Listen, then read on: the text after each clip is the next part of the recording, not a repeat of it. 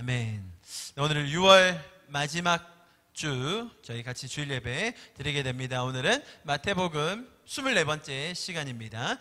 예수님께서 이 땅에 추수할 것이 많다고 하셨죠. 그 추수의 대상들은 잘 익어 있는 알곡들이 아니었습니다. 갖은 병충해와 그 모진 계절들을 다 지나 드디어 단맛을 가지고 있는 그런 알곡들이 추수의 대상이 아니라고 말씀을 드렸습니다. 예수님이 말씀하시는 추수의 대상은 그들에게 복음이 필요한 자들, 예수님께서 희생하시고 섬기심으로 그들이 살아나야 하는 자들, 즉 저와 여러분 같은 죄인들이었습니다.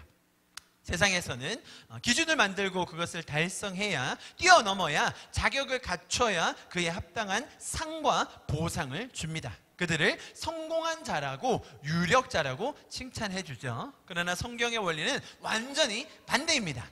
죄인들을 위해서 일하시는 예수님의 모습을 보게 되죠. 그런 예수님께서 그 죄인들을 위하여 추수할 자들을 보내달라고 주인에게 청하라고 하시고는 바로 제자들을 부르십니다. 제자들의 이름이 나열되어 있는 걸 보면 그들의 탁월함과 우월함을 보게 되는 것이 아니었습니다. 오히려 아무런 가감 없이 그들의 죄적인 인간됨을 성경이 보여주고 있었지요. 세리였던 죄인 마태, 또 어부였던 평범한 사람들, 심지어 스승을 배신하여서 팔아넘긴 사람까지 숨기지 않고 기록을 했습니다. 이것이 예수님의 사역 원리이고 또 성경이 우리에게 전하고 있는 진정성입니다. 저희가 지금 읽고 있는 이 마태복음 10장은 제자들의 파송 설교 혹은 선교나 전도에 대한 전략 등을 알려주시는 예수님의 설교 혹은 명령으로 잘 알려져 있습니다.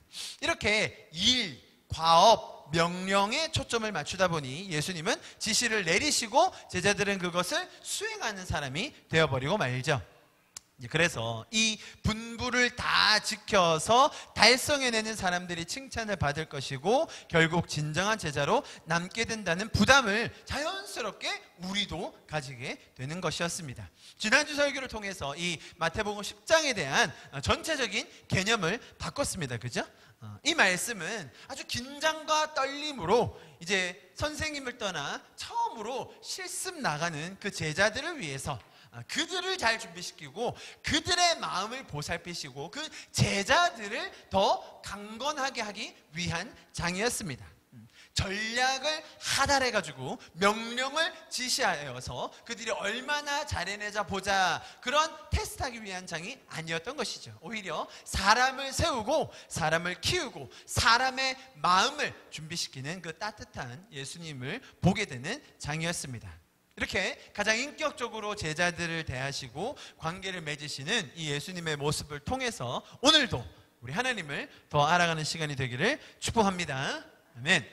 우리가 예수님께서 지난주에 제자들을 향해서 누구를 대상으로 이제 나갈 것인지에 대해서 설명해 주는 걸 봤습니다. 그 대상은 이스라엘의 잃어버린 양이었습니다. 이 말에 포함되어 있는 설명을 제가 지난주에 쭉 드렸습니다. 자, 그러면 이제 본격적으로 어떤 일을 할지 또 어떻게 하면 되는지에 대한 말씀을 이제 구체적으로 해주십니다. 처음 7절과 8절이었습니다. 가면서 전파하여 말하되, 같이 읽어볼까요? 시작. 천국이 가까이 왔다 하고, 이제 8절은 병든 자 고치고 죽은 자 살리고 나병든 자를 깨끗하게 하고 귀신을 쫓아내고 너희가 거저 받았으니까 거저 주라, 이렇게 설명해 주셨습니다. 자, 이 7절이 가장 중요한 포인트입니다. 제자들의 이름을 다 호명해 주시고, 자, 이제 누구에게까지 말씀하시고 난 다음 이제 가서 너희가 뭘 할지에 대해서 한 가지로 요약해서 설명해 주시는 말씀.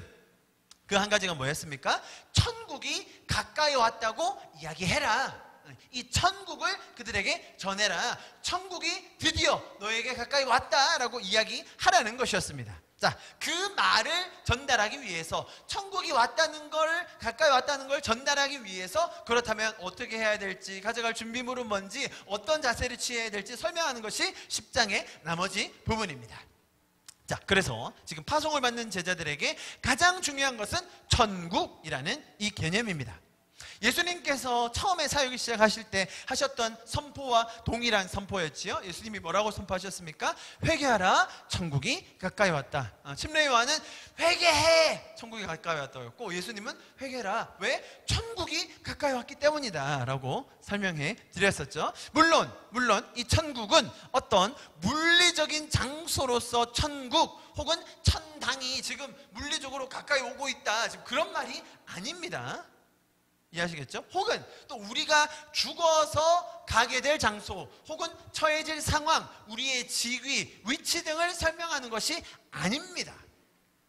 그죠? 천국이 가까이 왔다라고 하시는 이 예수님의 말씀, 또 예수님께서 제자들에게 분부하여서 전하라고 하는 그 한 가지 말, 천국이 가까이 왔다는 것은 지금 물리적으로 저기서 천국이 가까이 오고 있어, 아니면 지금 우리가 죽어서 갈 장소가 어딘가 준비되어 있어, 지금 그 말을 하는 게 아니라는 것을 우리가 지금 마태복음을 쭉 보면서 아마 조금 이해가 되실 것입니다. 예수님께서 이 땅에 오셔서 이루고자 하셨던 그 일, 그 상태가 이제 드디어 가까이 왔음을 이야기하고 있습니다. 그것이 뭡니까? 바로 하나님과의 관계의 회복, 에덴의 상태의 회복, 바로 그것이 천국을 말하는 것입니다. 여러분, 천국은 하나님께서 우리 한 명 한 명 각각의 모습으로 디자인하신 그 원래의 모습, 오리지널 디자인, 그 모습 그대로를 살 수 있는 상태를 말하는 것입니다. 여러분, 천국은요, 획일성을 말하는 것이 아니라 관계를 말하는 것이에요. 획일성이라고 하면 뭐겠습니까? 어떤 장소가 있고 우리 다 같이 흰색 옷 입고 다 같이 올라가서 다 같이 손 들고 찬양하고 뭐 이런 상태, 획일화된 모습을 말하는 것이 아니라 천국은 관계를 말하는 거예요.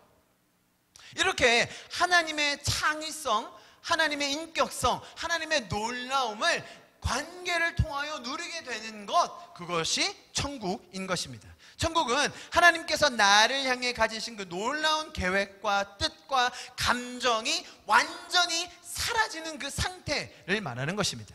하나님과의 인격적인 교제와 관계 속에서 그 우주적인 그분의 광대하심과 사랑을 누리고 나눌 수 있는 것, 그것이 천국입니다. 그런데 세상에서 죄로 인하여 하나님의 원리와 방법들을 가로막게 하고 있죠. 십자가 사건으로 예수님께서 죽고 부활하심으로 그 죄의 권세를 완전히 멸하신 것이 이제 가까이 왔으니 이제 드디어 천국이 가까이 왔다라고 설명해주고 계신 것입니다. 여러분, 죄로 인하여 망가진 세상에는 항상 문제와 어려움과 고난이 생기게 되어 있습니다. 예수님께서는 이 천국이라는 개념을 알리기 위해서 죄인들은 그것을 알 리가 없기 때문에 그런 나타나는 현상의 문제들을 하나씩 고쳐주심으로써 천국을 소개하고 계셨습니다. 어떤 특정 상태 하나가 개선되면 그것이 마치 모든 문제가 해결되는 것이냐, 죄인들은 생각하기 쉽죠. 그러나 천국을 알지 못하기 때문에 예수님은 그런 문제들 하나하나씩 해결해 주심으로써라도 그들에게 천국의 맛을 보여주시고 소개를 해주고 계신 것입니다. 예수님께서는 이러한 마음의 괴로움, 육신의 고통을 불쌍히 여겨주시고 도와주시는 그런 따뜻한 분이시라는 것도 설명해주고 계신 것이죠. 원래 사람들이 알고 있던, 믿고 있던 신의 존재와는 180도 다른 모습이었습니다. 지성이면 감천이다, 우리가 열심히 해야 하늘도 감동을 한다, 혹은 우리가 이 땅에 산 것을 염라대왕처럼 모든 것을 하나씩 보고 있다가 잘못한 것에 대해서 다 처벌한다 라고 생각하는 것이 일반적인 신이었는데, 예수님께서는 마치 어머니처럼 돌봐주시고 마치 아버지처럼 책임져 주시는 그런 따뜻한 분임을 우리에게 보여주고 계셨습니다. 그리고 거기에서 그치는 것이 아니라 궁극적인 천국, 즉 하나님과의 온전한 회복을 이루기 원하시는 하나님의 계획을 계속 가르쳐 주시는 것입니다. 여러분, 사람들은요, 이렇게 많은 것들 보십시오. 천국이 가까이 왔다 하고 이제 제자들이 이런 것들을 예시로 보여줄 거거든요. 이런 것들이 해결받기 위해서 사람들은 많은 것들을 갖다 바치기 마련입니다.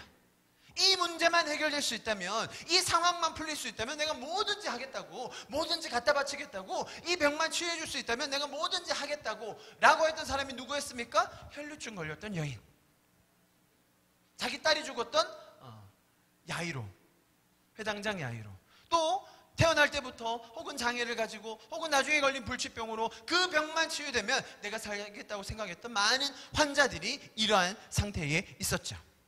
그러한 인생의 몸부림을 예수님께서는 믿음으로 승화시켜 주셨고, 그리고 그것을 귀히 보시며 치료해 주시고 해결해 주셨습니다. 해결받기 위한 어떤 조건이나 후에 지불해야 되는 비용을 요구하시지 않았습니다. 혹은 이 문제가 해결된다면 후에는 어느 정도의 헌신이나 노력을 기울여야 한다는 단서도 달지 않으셨습니다. 하나님의 형상으로 지어진 그 존재만으로도 이 하나님의 사랑을 받을 자격이 있다는 것을 우리에게 몸소 가르쳐 주셨던 것입니다. 그러한 인간의 신음에 대해서 예수님은 어떤 자격 요건을 따지지 않은 채 그들의 영혼의 소원을 들어주셨던 것입니다. 자, 거기에 더해서 예수님께서는 이 제자들을 파송하시면서 이 제자들에게 가장 필요한 능력들을 미리 주셨습니다. 그렇죠?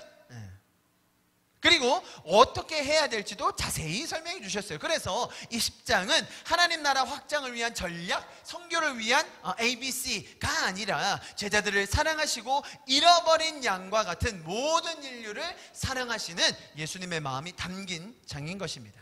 자, 모든 사람들이 조건에 부합해서 준비를 잘해서 받은 것이 아니니까 너희도 가서 그렇게 해라. 예수님께서 지금까지 보여주셨던 것처럼 그런 죄인들이, 병자들이, 환자들이, 의사가 필요한 자들이 조건이 필요해서 치료한 거 아닌 거 봤지? 내가 그들을 치료하면서 어떤 단서를 달지 않는 거 봤지?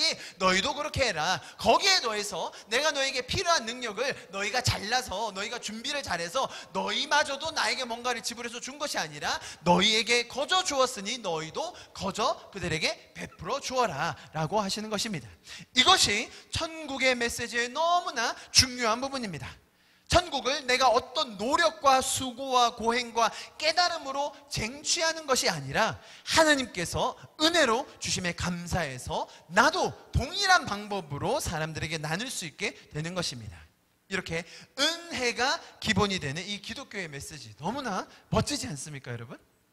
자, 그 다음 구절 보십시오. 너희 전대에 금이나 은이나 동을 가지지 말라고 했습니다. 사람들은 이 구절을 포함해서 앞에 구절까지 항상 반대로 생각합니다. 봐라, 예수님께서 지금 전도하러 보내신다. 예수님께서 지금 선교의 전략을 알려주고 계신다. 그런데 뭘 주셨냐? 능력을 주셨다. 어떤 능력요? 병을 치유하고 죽은 자를 살리고 귀신을 쫓아내는 능력. 자, 이런 능력이 있어야 우리가 담대하게 복음을 전할 수 있는 것이고, 이런 능력이 있어야 우리가 가서 효과적으로, 효율적으로 하나님 나라를 확장하는 것이다. 거기에 더해서 뭐도 더 있어야 돼요? 금과 은과 동도 있으면 더 좋다. 그것이 있어야 사람들 앞에서 뽀대도 나고 사람들에게 더 먹힐 것이 아니냐라는 사람들의 생각을 예수님께서는 미리 아시고 이렇게 이야기하고 계신 거예요.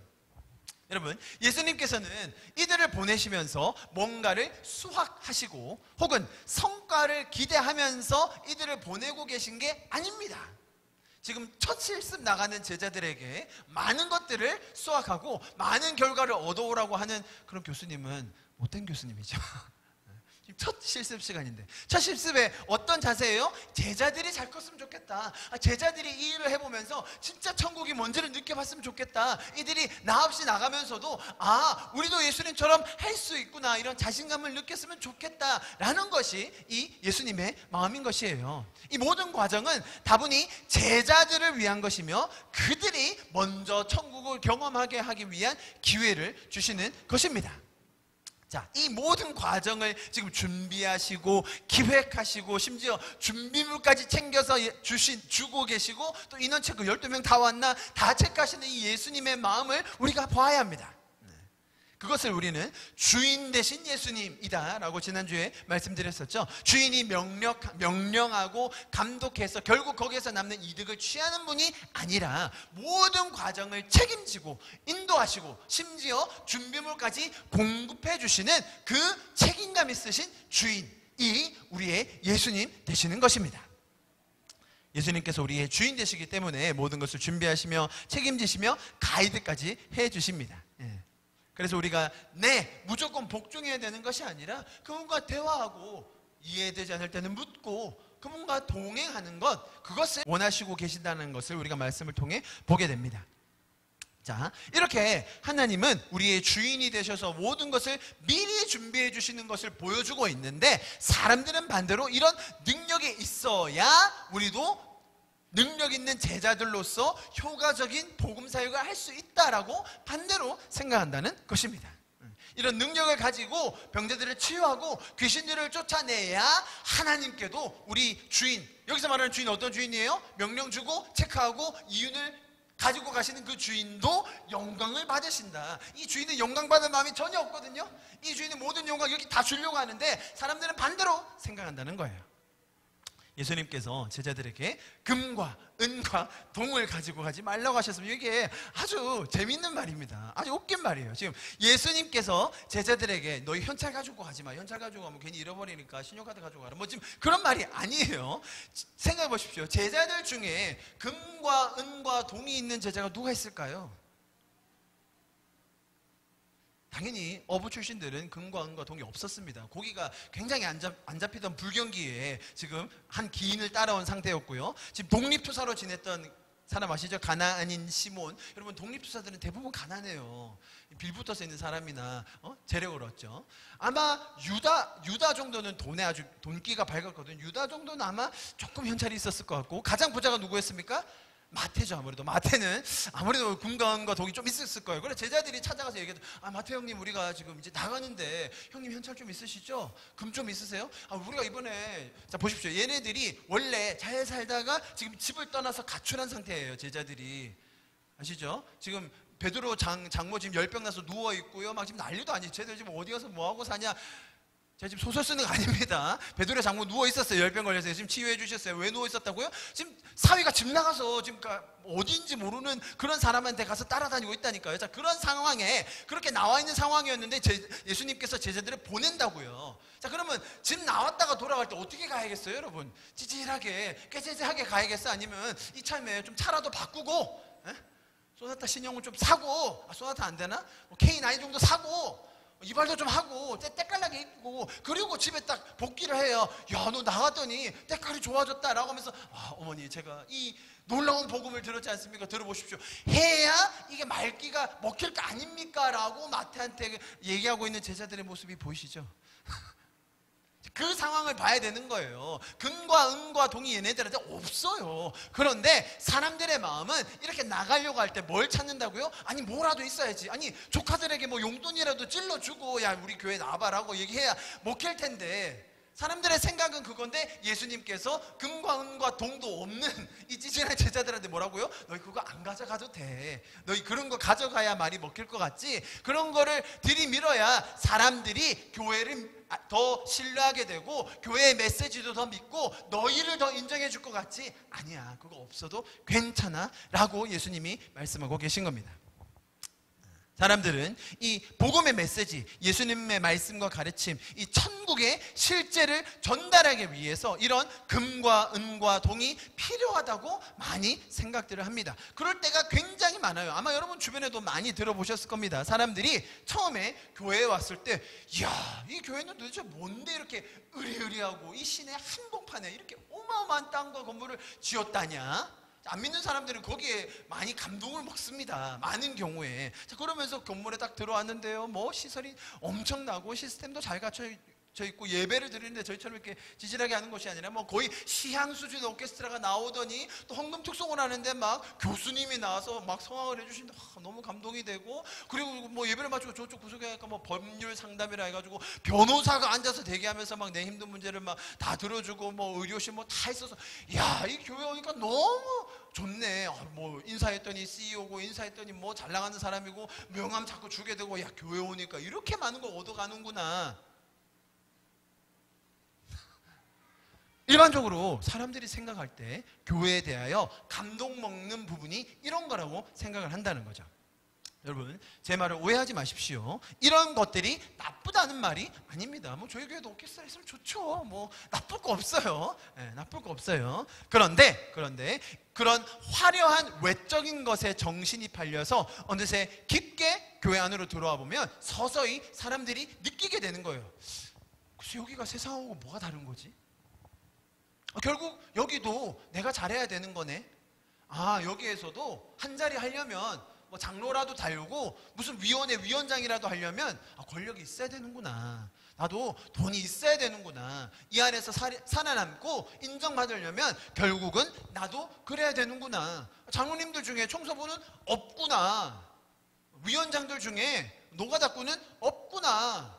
교회는 이런 곳이구나. 이해가 팍팍 되죠. 왜요? 세상이 똑같으니까. 세상은 그렇게 돌아가니까. 여기 왔는데 여기도 교회라는 곳인데 이런 사회 시스템과 똑같이 들어가는 그런 사교 모임이구나.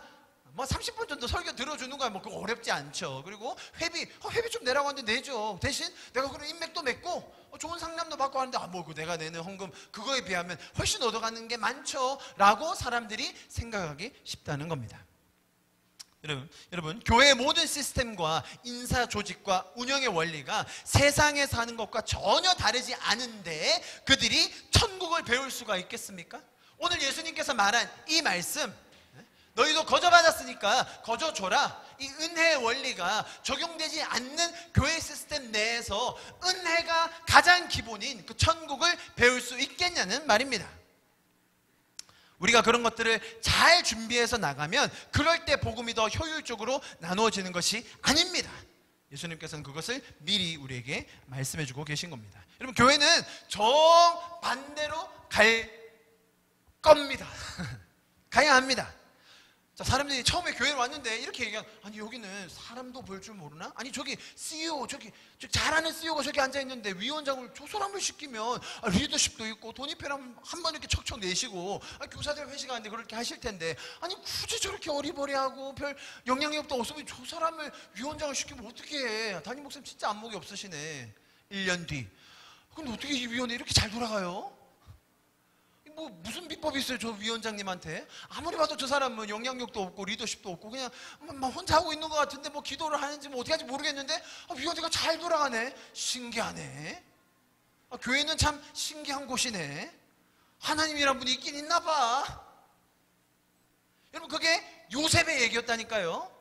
요셉이 잘나가지고 요셉이 뛰어나가지고 요셉이 일을 잘해서 그 보디발과 그 집에 있는 사람들이 야 역시 요셉은 일을 잘해, 요셉은 일을 잘하니 다 맡겨도 돼 라고 했다면 거기서 하나님이 드러날 게 뭐가 있냐는 거예요. 도대체 네 하나님은 누구냐? 넌 이렇게 오리버리하고 맨날 실수하고 할 줄 아는 게 없는 것 같은데 어떻게 넌 일만 맡기면 다 잘해놓냐?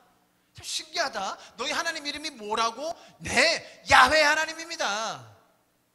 여러분, 이게 천국의 원리라는 거예요. 이래야 하나님이 볼 때 정상적으로 돌아가고 있는 거예요. 될 만한 사람, 할 만한 사람이 맡아서 하고 잘해냈으면 당연히 모든 칭찬과 인정이 역시 그 사람, 야 역시 그 인물, 역시 그 직위, 야 그 무시 못하겠네, 역시 대기업 임원은 다르긴 다르구나 라는 말이 나올 수밖에 없는 거죠. 성경이 말하는 원리는 전혀 그런 것이 아닙니다. 제가 하나님이 쓰시는 사람의 조건을 누차 말씀드렸어요. 여러분, 멀리 갈 것도 없습니다. 지금 오늘 부름을 받고 있는 이 사도들만 한번 따져봅시다. 12명의 사도가 나가는 길이에요. 여러분, 사도는요, 이 현재 개신교에서 직분이나 뭐 모든 것을 다 고려했을 때 가장 탑에 있는 이 랭킹입니다. 랭킹. 제일 밑이 집사 아시죠? 서리 집사, 그 다음에 안수 집사, 권사, 장로, 그 다음에 목사, 뭐 감독도 있어요, 여러분. 그 다음에 뭐 총회장님이 있고, 그 위에가 누구예요? 사도예요, 사도. 사도는 괜히 썼다가 이단 취급받습니다. 근데 쓰는 데가 있긴 있어요. 자, 사도입니다, 사도. 사도들, 지금 12명의 사도들이 어떤 사람들이었냐는 겁니다. 제가 설명을 드릴게요. 지질이 궁상들에다가 세상 물정 전혀 모르고 민족 배신하고 아니면 자기 의에 쩔어 있으면서 의심의 배신까지 하는 그런 사람들의 모임이 12사도들이었습니다. 지금 나가는 애들. 나중에 성령 받고 변화된 모습 말하는 거 아니에요. 지금 나간 애들이 그런 모습이었어요. 사람들이 생각할 때 가장 천이 여기고 가장 멸시하는 그런 부류들을 다 모아놓은 게 이 12사도였습니다. 그런데 예수님은 도대체 얼마나 인격적이시고 얼마나 자신만만하신지, 얼마나 능력이 있으시길래 이런 잡동사니들을 모아놓고 너희가 천국을 전할 것이다, 너희가 나를 대신할 것이다, 아니 나보다 더 큰 일을 할 것이다 라고 말씀하시냐라는 겁니다. 이것이 복음이라는 것이에요. 복음. 자, 그렇다면 다시 이 땅으로 돌아와서 우리 교회로 돌아와서 교회에서 직분을 누가 맡아야겠습니까, 여러분? 교회에서 집사, 장로, 권사는 누가 맡는 겁니까? 오늘 이 사도들과 비교해 보자고요. 사도들과. 자, 어떤 사람이 맡아야 됩니까? 들어보십시오. 부족한 자들, 연약한 자들, 죄인이었는데 하나님의 은혜를 경험한 자들. 그거면 충분하지 않습니까, 여러분? 자, 이렇게 말씀드리면 반론이 들어옵니다. 사도행전에 보니까 거기 집사들을 세울 때 엄청 까다롭게 12제자들이 뽑았던데 그거 어떻게 하냐고. 유다가 죽고 나서 마띠아를 뽑는 과정 여러분 보셨습니까? 사도행전에 나옵니다. 그거 엄청나게 많은 조건들을 달고 그거 쉽지 않았는데 어떻게 그러면 아무나 우리가 집사, 장로 이렇게 세우면 되냐고 이렇게 얘기하시고 싶으시죠? 제가 다음 주에 요거에 대해서 특별 설교를 할 겁니다.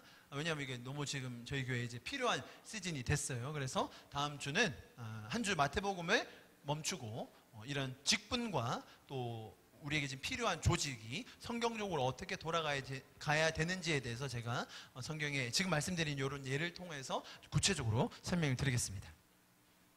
자, 다음 주 광고를 미리 드렸고요. 천국은 획일성이 아니라 uniformity가 아니라 관계, relationship이라고 말씀드렸습니다. 사람마다의 특징과 관심과 자질이 다 다릅니다. 이런 너무나도 다른 70억이 넘는 인구들을 하나로 해결화시켜서 전부 다 흰옷 세워가지고 줄 세워가지고 여기 다 들어가자 천국 하는 것이 아니라는 거예요.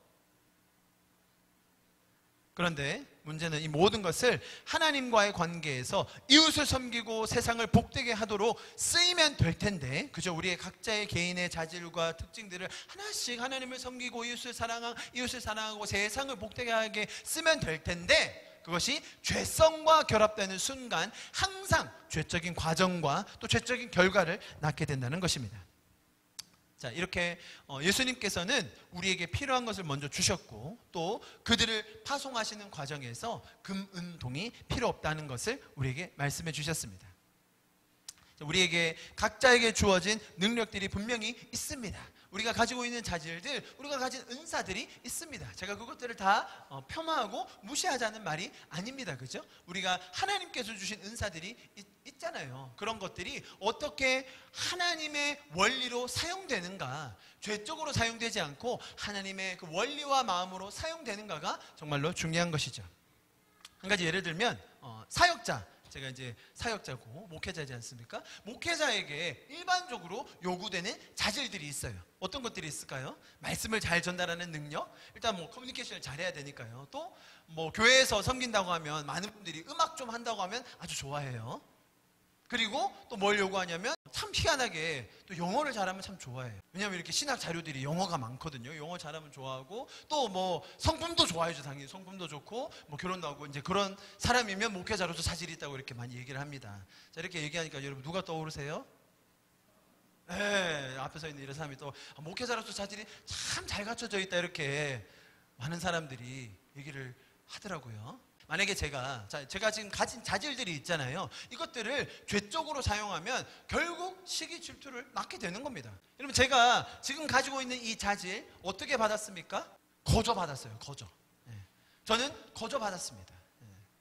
제가 노력해서, 제가 수고해서, 제가 열심히 해서 이룬 게 있죠. 분명히 있습니다. 제가 노력 안 한 것 아닙니다. 그러나 그 노력 이전에 내가 노력할 수 있도록, 내가 그것을 꿈꿀 수 있도록, 내가 잘해낼 수 있도록 하는 건강 누가 주셨습니까? 내가 좋은 선생님을 만나고 내가 좋은 과정들을 할 수 있었던 것 누구 덕분입니까? 하나님 덕분입니다. 제가 거저 받았으니 거저 줄 수 있는 겁니다. 제가 영어 할 수 있는 걸로 뭐 했을까요? 이번 주에 외국인 학생들이 또 교통사고 냈어요. 앞뒤 안 가려고 바로 카톡 와요. David, we had car accident. how are you도 없고, hi, 이런 것도 없고, 그냥 교통사고 났다. 그래, 교통사고 났겠죠. 이번에는 아주 좋은 케이스예요. 지난번에는 자기들이 받았는데, 이번에는 다른 사람이 받았어요. 할렐루야. 여러분, 일 처리하기가 쉬워요. 그냥 가서 보험사 불러주고 렌터카 해주면 됩니다. 그러나, 보험사 부르고, 그 상대방과 대화하고, 렌터카 받아서 주는 것까지 과정이 얼마나 걸릴까? 하루 종일 걸려요, 하루 종일. 자, 그러면서 제가 가서 통역을 다 해주죠. 보험사 전화해주고 렌터카 전화 다 받아주고 받아주는 거 다 합니다. 자, 그렇게 하루 한 일당이 얼마일까요, 여러분? 꽤 비쌉니다. 제가 그 외국인한테 하루 일당을 요구할까요? 그날 밥을 누가 샀을까요, 여러분? 제가 샀죠, 당연히. 왜 제가 샀을까요? 교회에서 저한테 잘해준 걸 제가 샀죠. 뭐 그러면 어떻게 해요? 거저 받았으니 거저 주는 거죠. 왜? 나도 거저 받았는데 내가 이거 가지고 생색내고 내가 이거 가지고 그 사람에게 뭔가 이윤을 취득하려는 게 아니거든요. 여러분, 우리의 인생이 그런 거라는 거예요. 하나님께서 나를 지금까지 인도해 주셨음이 너무 감사하고, 하나님께서 나를 지금까지 이렇게 키워주심에, 하나님께서 인도해 주시고 공급해 주심이, 거저 주심이 너무 감사해서 우리도 그렇게 섬길 수 있는 것, 거저 줄 수 있는 이 은혜에 동참하기를 원하신다는 것입니다. 금, 은, 동 자체가 나쁜 게 아닙니다, 여러분. 그런데 사람들은 금, 은, 동 많이 쓰면 다 될 거라고 생각한다는 거예요. 제가 영어 못하고 기타 못 치고 드럼 못 치면 목회를 못할까요? 이런 건 못할 수 있겠죠. 그러나 하나님께서는 그거 없이도 사용하십니다. 그러나 그거 있는 사람들은 하나님의 원리로 하라가 중요한 것이죠. 예수님께서 그 다음에 계속 이제 구체적으로 설명을 해주십니다. 11절 말씀 우리 같이 한번 읽어보겠습니다. 시작. 어떤 성이나 마을에 들어가든지 그 중에 합당한 자를 찾아내어 너희가 떠나기까지 거기서 머물라. 여러분, 자, 이제 실제적으로 들어가는 겁니다. 아시겠죠? 준비물 다 쥐어줬고, 이제 뭐 하지 말아야 될 것들, 너희 금운동 이런 거 챙기지 마. 그리고 거저 받았으니까 거저 줘. 라고 하시면서, 자, 이제 스텝 1. 이제 어떻게 하면 되냐고, 어떻게 하면 됩니까? 먼저 어디 들어가서 누구한테 가라고요? 합당한 사람을 만나라. 그리고 그 사람 집에 머물면서 놀아라. 얼마나 쉽습니까, 여러분? 그런데 많은 사람들이 때와 장소를 구분하지 않고 너무나도 무례하고 예의 없게 아무런 상황과 관계를 고려하지 않고 복음을 전하고 계시죠. 아파트 전도 이제 뭐 그런 실습하면 제일 먼저 가르치는 게 뭔지 아세요? 자, 배를 누르고 대부분 이제 뭐 안 열어주거든요. 누구세요? 뭐 물 좀 한 잔 뭐 어쩌고 저쩌고. 근데 대부분 안 열어줘. 근데 만약에 문을 열었다. 그럼 어떻게 해야 돼요? 문을 열었다. 발을 먼저 들이밀어야 돼. 발을 이렇게. 문을 닫아도 끼도록 이렇게. 문을 닫지 않도록 발을 들이밀어라. 스텝 1. 여러분 농담하는 게 아니에요. 진짜로 그렇게 가르쳐요. 어디에서? 교회 아파트 전도 전략 강의에서 막 10만 원씩 내고 가면요 가르치는 거. 문만 안 닫으면 어떻게든 들어가니까 삐집고 들어가기 위해서는 발을 들이미세요. 그리고 일단 들어가세요. 들어가서 물이라도 한 잔. 들어보셨어요? 안 들어보셨어요? 많이 들어봤어요. 많이. 왜냐, 아파트 전도가 이제 현대교회 살 길이기 때문에 그것만 가르쳐요. 여러분, 제가 질문 드려보겠습니다. 우리가 때를 얻든지 못 얻든지 항상 전도하기 힘써야 됩니까? 아니면 어디를 가든지 하나님께서 함께 하심을 알고 그 평안 속에서 하나님께서 인도해 주시는 사람들에게 천국을 나누면 됩니까? 조금 헷갈리시죠? 자, 헷갈리는 말씀을 우리가 좀 같이 봐야 됩니다. 디모데후서 4장입니다. 디모데후서 4장 2절 말씀 같이 읽어볼까요? 시작. 너는 말씀을 전파하라. 때를 얻든지 못 얻든지 항상 힘쓰라. 범사에 오래 참음과 가르침으로 경책하며 경계하며 권하라. 이 말씀 때문에 우리는 시와 때를 가리지 않고 모든 수단과 방법을 막론하고 주변 사람들의 감정과 환경과 상황에 관계없이 아주 핏대를 세워서 예수 천국 불신 지옥을 외치는 분들을 모든 역마다 다 볼 수 있게 된 것입니다. 이번 주에 대전에 갔는데 3분 서 계시더라고요. 3분. 와, 빡세게 전하시더라고요. 마이크도 요즘은 시스템이 좋아가지고 마이크 메고요 스피커 이게 딱 달고 떼거지로 몰려서 서로 경쟁하듯이 외치는데 이번 주에는 제가 조금 마음이 힘들더라고요. 여러분, 이 말씀 때문에 너무나 많은 사람들이 내가 때와 장소를 구분하지 않고 복음을 전하지 못한 거에 대해서 부담을 느껴요. 그리고 그렇게 실제로 하는 분들은 정말로 모든 사람들의 환경과 상황에 관계없이 그냥 핏대를 세워서 외치고 계시죠. 저도 그랬습니다. 저도 어린 나이에 나 목회자로 살겠노라 라는 결단을 하고 나서 언제 어느 때나 때를 얻든지 못 얻든지 말씀을 전파하는 이 사명 앞에 순종하기 위해서 항상 전도지를 들고 다녔으며 버스에서도 전도지를 나눠주고 학교 가는 길에 버스 1시간 타고 가거든요. 맨날 그 앞에 있는 것도 나눠주리고 그 일 많이 해왔습니다. 여러분. 자, 그렇게 하는 분들 제가 참 존경합니다. 너무 수고하고 계시고 그분들의 수고와 노고가 분명히 그분들의 마음에 진정성이 있다는 것을 제가 압니다. 그런데 그분들이 이 말씀의 맥락도 아시는지는 제가 조금 의심이 생깁니다. 자, 이 말씀의 맥락이 어떤 것인지 다시 한번 좀 전체를 보겠습니다. 2절이었죠. 우리가 정말 읽었던 2절의 말씀을, 자, 2절부터 5절까지 같이 읽어보는 겁니다. 자, 이번에는 다른 번역본으로 제가 준비해봤습니다. 한번 읽어봅시다. 시작. 그대는 어떤 형편에서든지 항상 말씀을 전하십시오. 끝까지 참고 가르치면서 사람들을 책망하고 꾸짖어 올바로 살도록 권하시오. 자, 2절하고 똑같은 내용이죠. 자, 그런데 어떤 상황에서 하는 말인지 보세요. 3절 시작. 사람들이 바른 교훈을 듣지 않고 오히려 자기 욕심을 따를 것이며 자기들의 귀를 즐겁게 하는 교사들의 말을 들으려고 그들에게 모여들 때가 올 것입니다. 그들은 진리를 외면하고 쓸데없는 이야기에 귀를 기울일 것입니다. 그러나 그대는 모든 일에 자제하며 고난을 견디며 전도자의 일을 하며 맡겨진 직무를 완수하시오. 자, 이 디모데 전후서는요, 사도 바울이 자신의 사랑하는 아들과 같은 제자인 디모데에게 쓴 편지예요. 바울이 에베소라는 지역을 사역을 하고 떠나면서 거기에 후임 목회자로 그곳을 맡아서 목회를 하게 된 목회자가 디모데예요. 아시겠죠?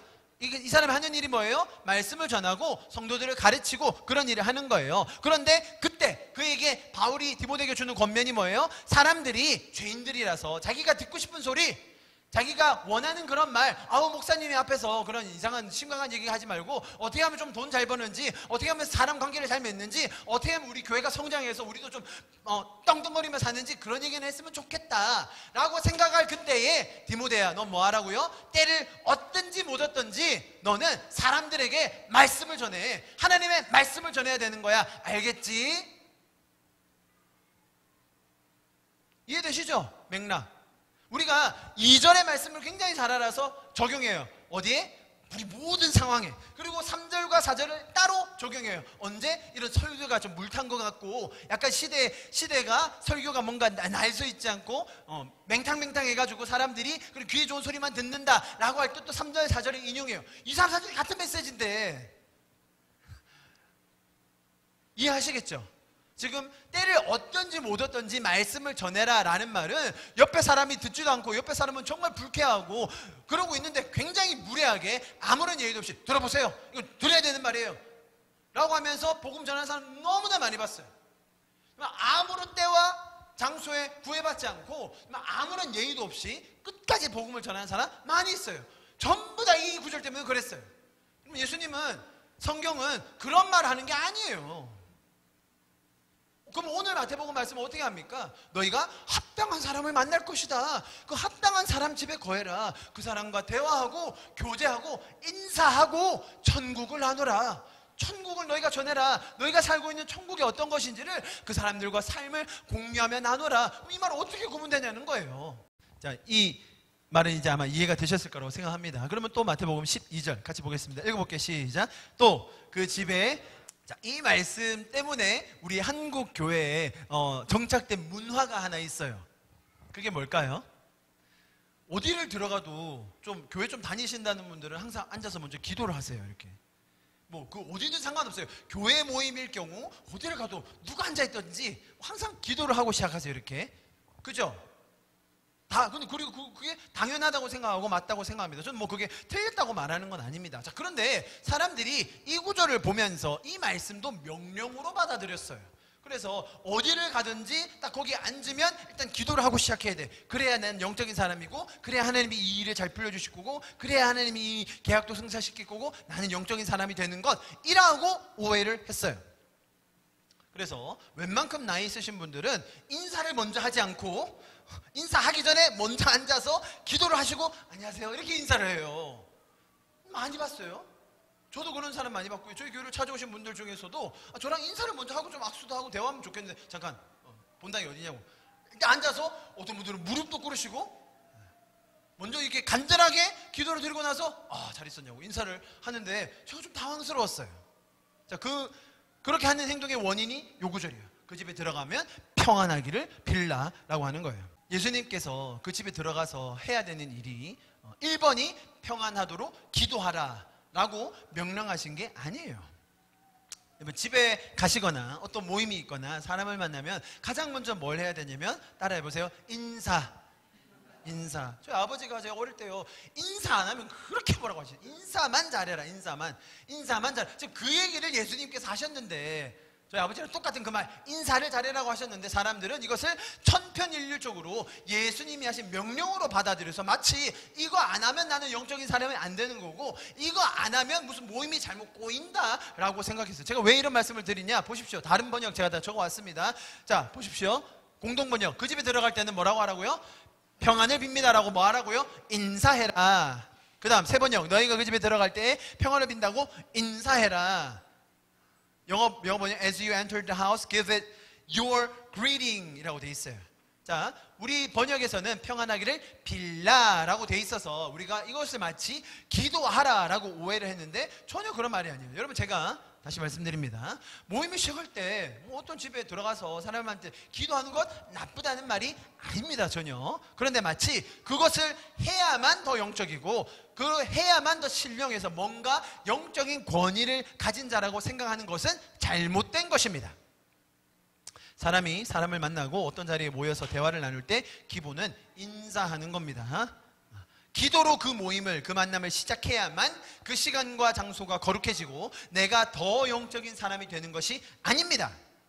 하나님은 인격적으로 우리를 인도해 주시고 계십니다. 그래서 그들을 만나서 이렇게 인사하라는 겁니다. 뭐라고요? 샬롬, 샬롬. 하나님의 평안, 세상의 그 무엇과도 바꿀 수 없는 그 천국의 평안이 당신에게도 함께하기를 바랍니다. 샬롬. 그렇게 그 마음으로 서로 인사하라는 겁니다. 우리 자외 사람들을 바라보시면서 인사합시다. 샬롬, 샬롬. 제가 목회자로서 가끔 뻘쭘할 때가 있는 거예요. 나는 인사하려고 기다리고 가만히 앉아있는데 다 기도하고 있어. 엄청 또 진지해요. 막 엄청 진지하게 기도. 나 인사를 먼저 하고 싶은데. 기도 안 하면 틀린 거예요? 기도 안 하면 잘못된 겁니까? 예수님이 그 말 하시는 거예요? 어디 믿는 성도가 말이야, 어떤 모임을 시작하는데 기도도 안 하고 시작해? 지금 그 말 하는 거예요? 저 험한 말, 입 다무시고 그냥 샬롬이나 하시죠. 샬롬. 네, 네. 서로 샬롬이나 하세요. 네. 그게 훨씬 영적인 거예요. 서로의 평안을 빌고 서로의 안부를 묻고 서로 진정성 있게 인사하는 것. 지금 예수님이 전도하러 가서 뭐 하라고요? 자, 합당한 사람 만날 거야. 그 집에 머물면서 뭐 하라고요? 샬롬. 하나님의 평안이, 그 천국의 평안이 있기를 바랍니다. 잘 지내셨죠? 안녕하세요. 인사 잘하는 거예요. 자, 다음 구절. 오늘 구절이 다 오해예요. 다. 그 집이 13절요. 읽어봅시다. 시작. 그 집이 이에 합당하면 너희 빈 평안이 거기 임할 것이요 만일 합당하지 아니하면 그 평안이 너희에게 돌아올 것이니라. 또 이 말씀을 어떻게 생각하냐면요, 자, 그 평안을 기도를 했는데, 자, 그 집에 평안이 머물 그 복이 가기가 합당하면 갈 거고, 만약에 합당하지 않으면 어떻게 한다고요? 누가 그 평안을 돌려줍니까? 누가 누구에게 돌려주는 거예요? 하나님이 그 기도한 사람한테 돌려준다라고 우리는 생각하죠. 이 번역 때문에 대부분 그렇게 생각합니다. 여러분, 사실은 이 말씀은 그런 뜻이 전혀 아닙니다. 보시면 세 번역에는 이렇게 해놨어요. 그래서 그 집이 평화를 누리기에 알맞으면 너희 비는 평화가 그 집에 있게 하고, 알맞지 않으면 그 평화가 너희에게 돌아오게 하라. 여기서 돌아오게 하라가 주체가 누구예요? 제자들이에요. 제자들. 하나님이 자, 복을 툭 던졌는데 여기 딱 가면 가는 거고, 이게 안 받네 그러면 하나님이 그 복을 톡 들여다가 너희한테 줄 거야. 그게 아니라 제자들이 어떤 집을 방문했는데 샬롬, 평안에 있기를 바랍니다, 축복합니다. 우리는 그런 거 필요 없어요, 그냥 가세요. 그렇구나, 알겠습니다. 귀한 복은 제가 그냥 가지고 다시 돌아가겠습니다.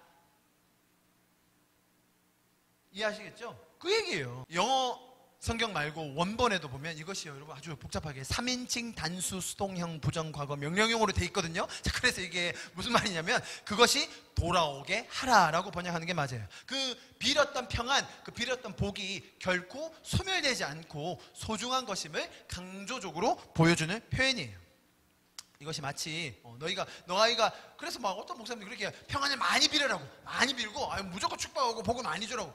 그 중에서 못 받는 사람이 있을 거죠. 그거 하나님이 다 해서 당신 주실 거니까 일단 평화의 말, 복을 비는 말, 축복의 말을 하라고. 그런 면에서 목사님이 제일 좋아요. 축도하고 나면 그 중에 잘 받는 못 받는 그건 내가 다 받는 거야. 실dom소리를 하는 목사님 많이 보셨죠? 저는 많이 봤는데 그런 뜻이 전혀 아닙니다. 자, 다음 절 보겠어요. 14절. 같이 읽어볼게요. 시작. 누구든지 너희를 영접하지도 아니하고 너희 말을 듣지도 아니하거든 그 집이나 성에서 나가 너희 발의 먼지를 떨어버려라. 자, 이 말을 가지고 또 우리는 아주 역하게 생각. 안 받아. 에이씨. 그냥 저주나 받으라 그냥. 이러고 나올 때가 얼마나 많아요. 길거리 전도하시는 분들, 아파트 전도하시는 분들 이 말로 다 위안을 받거든요. 너희가 안 받았어? 아우 그래 뭐 저주나 받아라 하고 발을 털고 가끔 침도 뱉고 나오실 때가 많아요. 자, 그 저주를 주면 어떻게, 만약에 그 저주를 받을 자격이 안 돼서 만약에 그 저주가 거기 머물지 않으면 어떻게 올 수 있어요? 이렇게 조심하셔야 돼요, 여러분. 발만 터셔야지 괜히 험한 말 하시면 안 됩니다. 여러분, 발의 먼지를 떨어버리는 이 습관은 원래 유대인들이 이방 지역을 여행하고 돌아올 때 그 경계선에서 발에 묻은 먼지를 털어버리는 그런 것에서 유래한 거예요. 이건 무슨 말이냐면 자신들과 이방인들, 그들이 유대인으로 선민으로 생각하고 있었잖아요. 아, 저 이방인이구나, 이들과 나는 구분되어야지라고 하면서 먼지를 떨어버리는 그런 관습이 있었어요. 그래서 이방인의 땅에 갔다가 돌아오는, 당시 유대인의 땅으로 돌아오는 그런 경건한 유대인들은 자신의 발과 의복에 붙은 이 이방 땅의 먼지를 떨어버리곤 했습니다. 자, 이게 무슨 말이겠습니까? 내가 주는 복을 안 받아? 이런 지옥에 갈 사람들 퇴! 하라는 말이 아니라, 그런 말이 아니라 우리가 예수님의 이 의도를, 그들이 알고 있는 문화에서의 의도를 잘 기억해야 돼요. 자, 그 유대인들이 가진 문화가 이방인의 땅에 갔다가 돌아올 때 자신을 구별하고 구분하여서 그들은 이방인이구나 라고 자신들을 구분한다고 했죠. 자, 그런데 문제는 뭐예요? 지금 예수님이 제자들에게 누구한테 가라고 했어요? 이방인들에게 가라고 했나요? 이스라엘의 잃어버린 양들에게로 가라 라고 했죠. 그죠? 그런데 그들에게, 지금 자기 가족한테 간 거예요. 자기 친구들, 친척들, 친구들한테 간 거예요. 그들에게 가서 천국을 전한 거예요. 샬롬을 얘기하고 그들에게 평안을 빌고 그들에게 천국에 대해서 나눠요. 자, 그런데 그 사람들이 뭐라고 해요? 야, 너 거기 갔다 오더니 정신이 나갔구나. 야, 나는 그런 거 안 믿어. 나 지금 먹고 살기 바쁘거든. 야, 그냥 가. 얘기를 들어주지 않습니다. 자, 그럴 때 어떻게 하라고요? 아, 이 사람은 더 이상 들을 수가 없구나. 아직 들을 기가 없구나. 내가 더 이상 할 수 있는 게 없구나. 내가 이 자리에서 더 변론하고 이 자리를 꺾고 내가 이겨가지고 능력을 베푸고 기적을 베풀어서 얘를 굴복시키고 복음의 능력을 나타내야지. 그렇게 하지 말고, 그렇게 강압적으로 하지 말고, 아, 이들은 아직 마음의 준비가 안 되었구나. 내가 이곳에서 더 이상 할 수 있는 게 없구나 라고 생각하고, 마치 그들은 이스라엘 백성들이지만 마치 이방인들처럼 구분해서 이제 네가 거기서 더 이상 할 수 있는 일이 없으니 나와라 라는 표현인 거예요. 그러면 이것은 예수님의 놀라운 선포예요. 예수님은 제자들이 하지 못할 때 이방인들을 더 돌보고 계셨어요. 지금 제자들의 수준에서는 이방인들이 나가는 것 자체가 굉장히 어려운 일이었어요. 그래서 예수님께서는 이 제자들의 수준을 아시고 먼저 할 수 있는 일부터 시키셨죠. 자, 그런데 그럼에도 불구하고 받아들이지 않는 사람들에게는 막 아파트 문에 발을 집어넣고 막 억지로 해가지고, 거기서도 받아들이지 않는 사람을 억지로 해라는 말이 아니라, 아, 여기서는 내가 할 수 있는 일이 없구나. 우리의 말로, 나의 재주로, 나의 지식으로는 이들을 감동시켜서 복음을 전할 수가 없구나라는 걸 깨닫고 한 발 물러서라 이 말이에요. 우리 중에 제일 말을 잘하는 사람이 아무도 반박할 수 없는 논리와 지식을 가지고 그들이 입이 떡 벌어질 만한 좋은 차와 재력과 지위를 자랑하면서 복음을 나눈다고 생각해 봅시다. 모든 것을 다 갖췄어요. 지식과 재력과 권력과 심지어 외모와 성품까지 다 갖춘 사람이 거기 가서 복음을 나누면 교회가 무조건 세워지고 거기서 무조건 천국이 나눠지는 것일까요? 그것이 아니라는 거예요. 예수님께서 강조하고 계신 건 천국입니다. 천국을 가지고 갔는데 이들이 더 이상 나눌 수 없는 대상을 만났을 때, 그때는 이제 스스로 할 수 있는 일이 없음을 깨닫고 더 이상 과격하게나 무례하게 주장하거나 변론을 펴지 말고 오히려, 아, 이들은 마치 이방인들처럼 아직 복음을 받아들일 준비가, 천국을 받아들일 준비가 안 됐구나 라고 생각하고 그 자리를 자연스럽게 피하라는 것이죠. 이방인들은 유대인들에게는 피해야 할 대상 맞습니다. 그러나 예수님에게는 그들 또한 사랑의 대상이었습니다. 이 말이, 그래서 예수님께서는 너희가 발에 먼지를 떨어버리고 마치 너희 친구이지만 이방인들처럼 그대로 놔두고 나와라는 그 말은 예수님의 약속과 자신감에 대한 표현인 거예요. 너희가 무시당했지? 너희가 배척당했지? 걱정하지 마. 내가 일할 거야. 내가 그들에게도 천국을 소개할 거야 라는 말씀을 제자들에게 해주고 계신 거예요. 이해하시겠죠 여러분? 이 말이 아유 재수없어 그냥 퇴하고 돌아오라는 말이 아니라 오히려 예수님께서 그들이 할 수 있는 만큼 하게 하고 더 이상 무례하게 과격하게 하지 말고 또한 더해서 이방인들도 사랑하시고 천국을 나누시는 예수님의 마음이 담긴 것이다 라고 지금 설명해 주고 계신 거예요. 자, 마지막 말씀 15절인데요 이건 조금 더 과격해지죠, 그죠? 내가 진실로 너희에게 이르노니 너희를 그렇게 거절한 사람들, 거부한 사람들, 천국의 메시지를 듣기 원하지 않는 사람들은 어떻게 될 거라고요? 이르노니 심판날에 소돔과 고모라 땅이 그 성보다 견디기 쉬우리라. 무슨 말이에요? 이 사람들은 다 소돔과 고모라처럼 오히려 그것보다 더 악한 놈들이니까 그 사람들의 심판날에 다 지옥 불구덩이에 들어갈 거니까 너희는 그냥 깔끔하게 발을 털고 먼지를 털고 침 한번 탁 뱉고 주었던 복 다 회수해가지고 나와. 그 말이 아니에요. 여러분 보십시오. 대부분 그렇게 생각하죠. 소돔과 고모라는 구약의 대표적인 타락의 상징이었어요. 자, 그런데 예수님께서는 제자들이 나가면, 제자들이 마을로, 고을로, 심지어 이스라엘 잃어버린 양들에게도 가면 이 소돔과 고모라보다 훨씬 더 심한, 마치 소돔과 고모라 실사판 같은 거기서 튀어나왔을 법한 사람들이 우글우글 할 거야. 거기에 가면 너희가 생각지도 못했던 죄에 쩔어서 죄의 원리에 살고 있는 그런 사람들이 많이 있을 거야. 지금 그 사람들을 보면 와 소돔과 고모라가 더 낫겠네.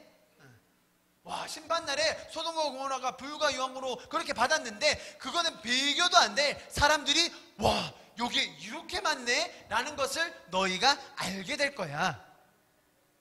그러니 너희가 그런 데 가서 그런 죄의 소굴로 들어가서 내가 여기를 다 뒤집어 엎어야지, 예수 그리스도의 복음으로 이곳에 천둥이라도 내리고 벼락이라도 내려서 하나님 살아계신 거 보여줘야지, 그런 객기 부리지 말고 세상은 그렇게 죄 쪽으로 타락해 있으니까 너희가 아무리 천국을 가지고 귀신을 쫓아내는 능력과 죽은 사람을 살리는 능력을 가졌다 한들 그런 많은 사람들을 보게 될 것이니 미리 주의해라. 그 바로 뒤에 뭐라고 말하는지 아시죠? 내가 마치 양들을 이리 소굴로 보내는 것과 같다라고 뒤에 나중에 설명해 주세요. 애석하게도 그 설교는 2주 뒤에 할 것 같은데 아무튼 자, 그래서 세상의 죄로 인해 돌아가는 이 세상이 얼마나 악한지 더러운지 미움과 분노가 가득한지를 알아라. 그것을 잘 인지하고 세상 속으로 가라. 이렇게 예수님께서는 하나님을 떠난 세상 속에서 살 때 우리가 얼마나 하나님을 더 알아야 하며 또 세상을 이해해야 하는지에 대해서 역설적으로 우리에게 말씀해주고 계신 겁니다. 자, 오늘의 말씀을 한 절 한 절씩 다 보았습니다. 여러분 예수님은 우리에게 천국을 소개해주고 계십니다.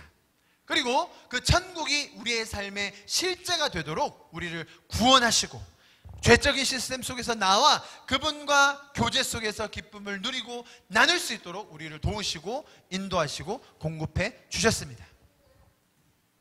여러분 잘 들어보십시오. 천국이 없는 재정은 만몬이 되는 거예요. 천국이 없는 섬김은 나의 만족을 위한 봉사활동이 됩니다. 심지어 천국이 없는 선교는 자기 의가 되기 쉽습니다. 천국이 없는 권력은 독재가 되고 맙니다. 천국이 없는 열정 또한 교만으로 변질돼버리고 말죠. 지금 예수님께서는 이 천국을 중심에 두고 천국을 전해야 되는 가치 가장 일본으로 두고 이들에게 세상적으로 생각하는 세상에서 돌아가는 죄적인 원리로 돌아가는 많은 것들을 다 풀어서 설명해 주고 계신 겁니다. 여러분 우리는 천국이 너무 좋아서 하나님과 누리는 관계가 너무 좋아서 나 저기에 가서도 그 천국의 삶을 살고 싶다, 저기에 가서도 이 천국의 삶이 누려지고 그 사람들에 나누어지면 좋겠다 라고 하는 것을 우리가 뭐라고 불러요? 선교. 저기에 가면, 내가 저기에 가기만 하면, 저 일을 하기만 하면, 그러면 주님의 일이 이루어지겠지, 내가 그 일을 하면 하나님의 더 깊은 뜻을 알 수 있겠지, 이렇게 힘든 일을 해내면 결국 나에게 천국의 상급이 주어지겠지가 아닌 거예요. 아니, 여기에는 왜 이렇게 천국이 없지? 왜 이 분야에는 천국의 원리가 구현되고 있지 않지? 아니, 천국이 이렇게 좋은 것인데, 천국은 이렇게 너무나 훌륭하고 아름다운 것인데, 주님 여기에도 천국이 임하게 해주세요. 주님 이곳에도 천국의 원리가 실현되게 해주세요. 주님 이 학교에도, 이 회사에도, 우리 가정에도 주님 천국이 임하게 해주세요. 그래서 천국과 연결된 재정, 천국의 원리가 스며든 섬김, 천국의 원리가 그대로 드러나는 선교, 천국으로 다스려지는 세상, 천국 때문에 불러일으켜지는 열정을 우리가 함께 보기를 소망합니다. 그래서 예수님께서 말씀하신, 예수님께서 제자들에게 말씀하여 주신 천국이 가까이 왔다. 여러분, 아니죠? 이제는 한 걸음 더 나아가야 될 것 같습니다. 제자들 때는 예수님께서 십자가를 지기 그 이전에는 맞아요, 천국이 가까이 오고 있다라고 말할 수 있지만, 이제 구원받아 천국을 사는 저와 여러분, 우리 성도들이 할 수 있는 말 뭐겠습니까? 천국이 여기 있습니다. 천국을 맛보아 알지어다. 왜요? 우리가 천국을 경험하고 있으니까. 그래서 우리가 선포해야 하고, 또 더 사모해야 하고, 바라며 모두에게 이루어지기를 소망하는 그 말, 천국이 여기 있습니다. 그것이 우리의 삶에 더 풍성해지기를 간절히 축복하고 기도합니다. 이제 같이 기도하고 예배를 마치겠습니다.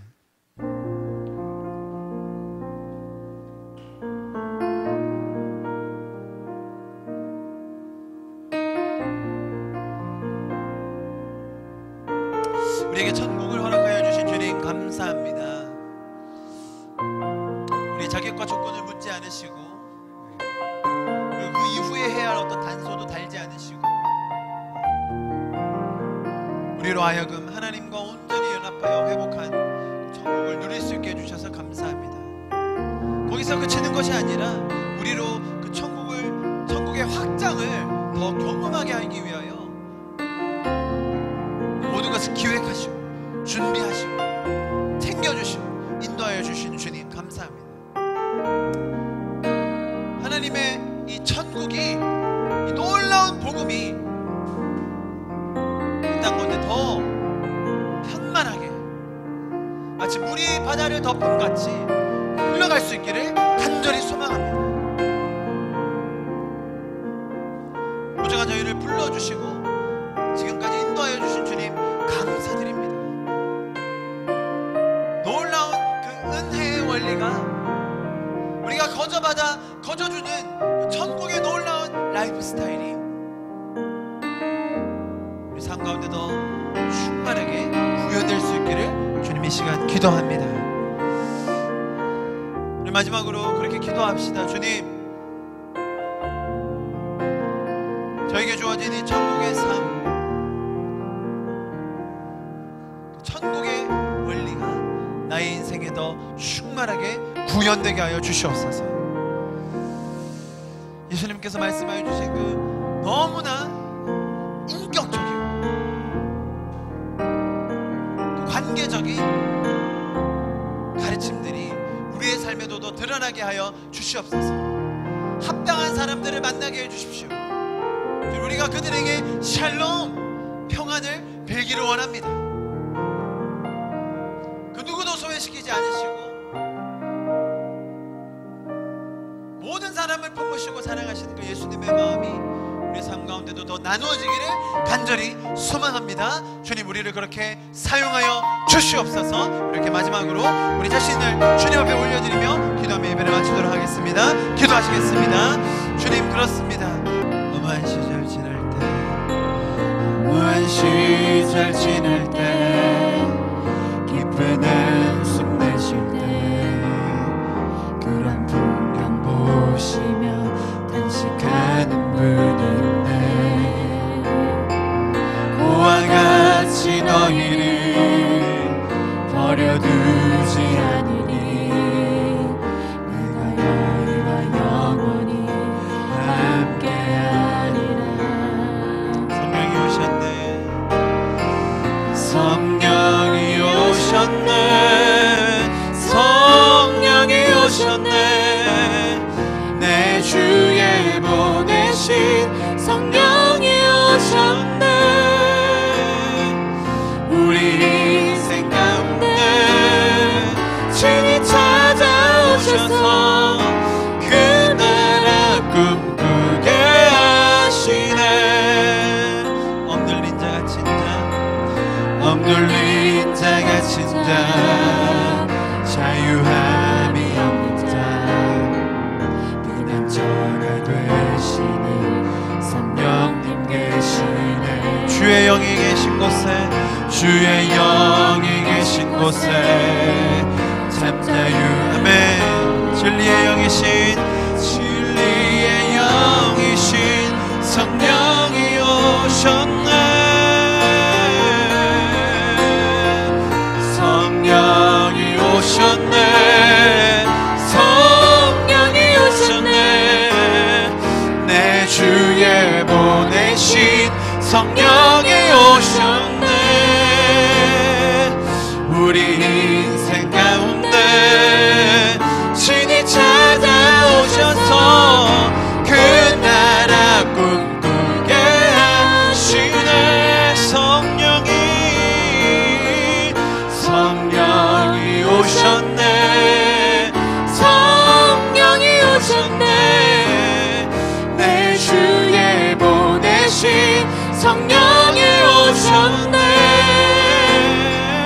우리 인생 가운데 친히 찾아오셔서 그 나라 꿈꾸게 하시네. 성령이 오셨네. 성령이 오셨네. 내 주에 보내신 성령이 오셨네.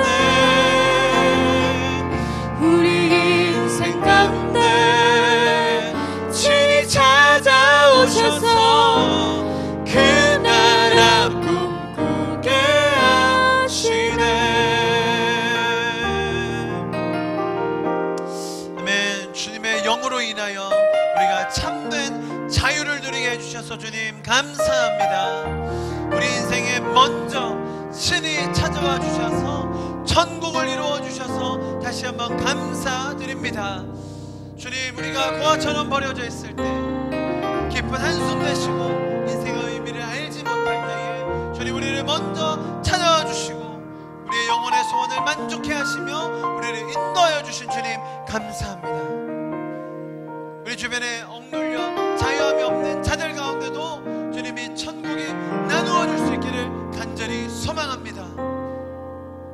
우리를 그렇게 믿어주시고 세워주시고 준비시켜 주셔서 우리를 보내주시는 주님 다시 한번 감사합니다. 우리가 그 주님의 영광과 주님의 천국에 더 동참하고 그 천국을 확장하는 자들이 될 수 있기를 간절히 기도합니다.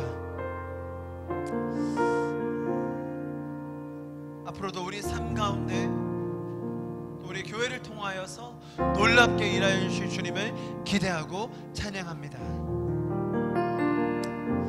주님 감사합니다. 주님 사랑합니다. 예수 그리스도 이름으로 함께 기도하였습니다. 아멘. 감사합니다.